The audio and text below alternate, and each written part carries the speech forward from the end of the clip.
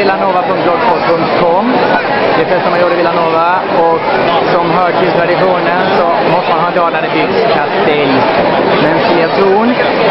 Detta är stadens stolthet av Burgastus Villanova, vår lokala kolja, vår lokala förening för mänskliga tron. De har inte haft sådär fantastiskt bra säsong i år, de är inte riktigt i form.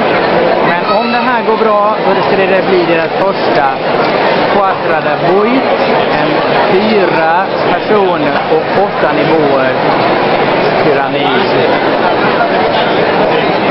De gärna får bli förstärkta från andra städer. Den här traditionen är ännu starkare än här. Och vi är från Tarragona-provinsen där vi har haft 2 stycken koljas. En från staden Tarragona och en från staden Valle. Staden Valle är den staden känd för att det gett den här traditionen till ursprung en gång i tiden. Kommer vi upp till de högre nivåerna, vi är uppe 1, 2, 3, 4 nivåer vid det här laget. Och då kommer gralja-musiken in. Gralja är ett typiskt katalanskt blåsinstrument som tillsammans med trummor sätter rytmen för hur tonen byggs.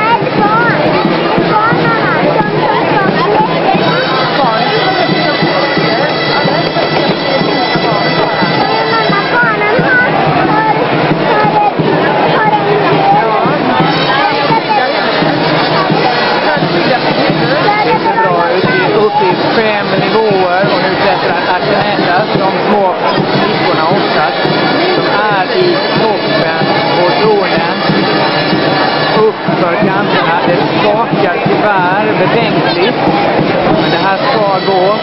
Man borde gärna se att detta är deras dag. Det är idag de ska lyckas. Nej! Jo då.